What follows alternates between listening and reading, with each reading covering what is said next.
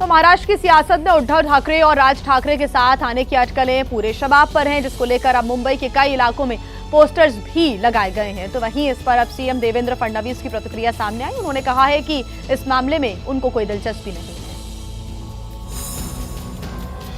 मुंबई के कई इलाकों में दोनों भाइयों के ऐसे ही पोस्टर लगाए गए हैं। गिरगांव में लगे बैनर के जरिए राज ठाकरे और उद्धव ठाकरे से एक साथ आने की अपील की गई है।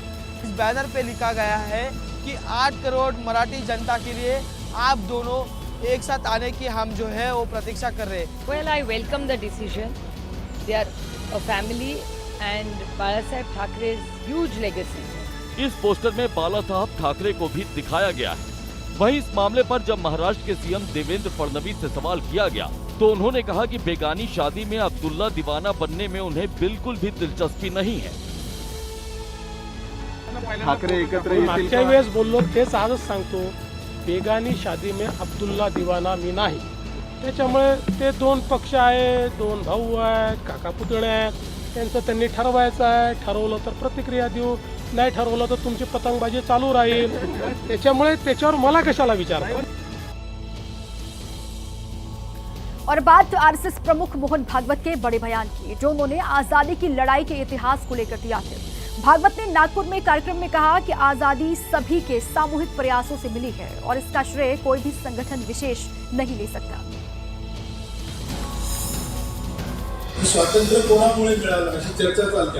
1857 पासून प्रयत्न सुरू आहे स्वातंत्र्य। तेव्हा जो सगळीकडे स्वातंत्र्य युद्धाचा आगमन उसळला, त्याच्यानंतर ती आग कधीच शांत झाली।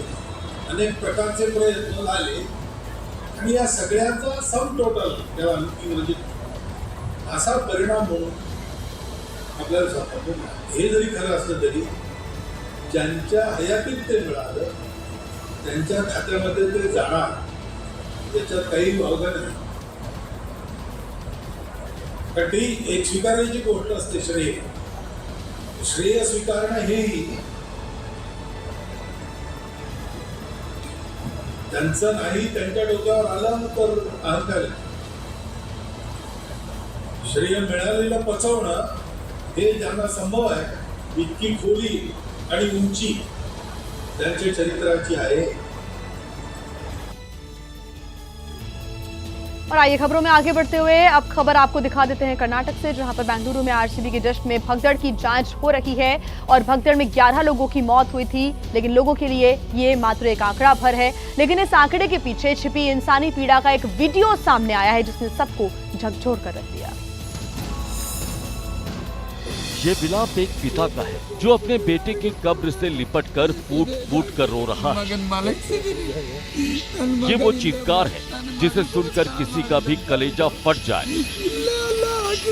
ये वो मंजर है जिसे देखकर किसी का भी दिल हलक में आ जाए। बेटे की कब्र पर जाकर एक पिता फूट फूट कर रो रहा है, बिलख रहा है, बेटे के वियोग में तड़प रहा है।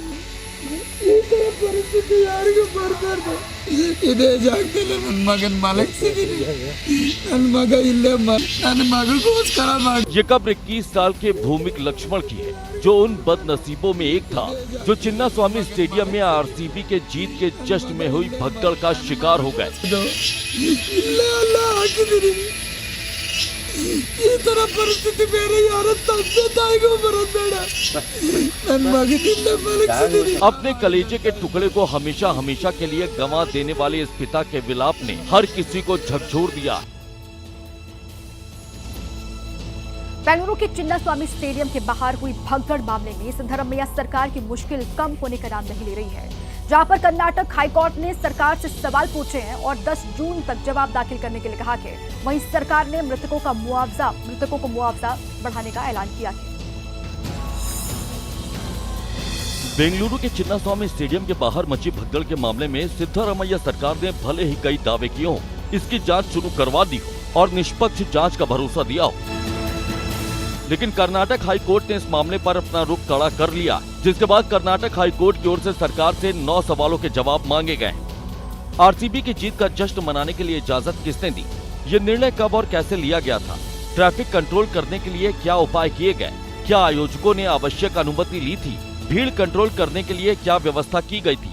मौके पर कौन सी मेडिकल और इमरजेंसी सर्विस उपलब्ध थी? क्या पहले से लोगों की संख्या का अनुमान लगाया गया था? क्या घायलों को मौके पर इलाज की व्यवस्था मिली थी? घायलों को अस्पताल पहुंचाने में कितना समय लगा?